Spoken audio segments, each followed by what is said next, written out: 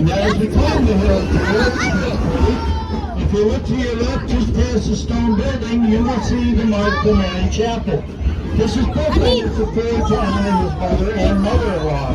Next door is a taste of history offering a wide variety of food, served cafeteria style. Anis, look at the camera. I got Anis.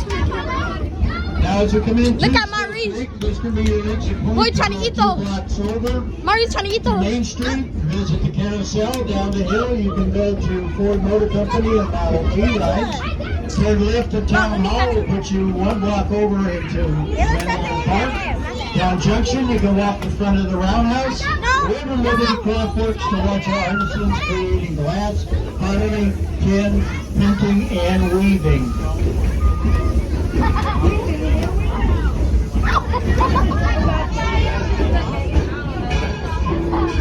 As we come into Smith Creek, we can say hi to Jerry, station master here. And again, I ask everyone to please remain seated until we come to a complete stop. Once the whistle sounds, it will be safe to exit on the left-hand side. Please wait for that whistle. It's now safe to exit on the left.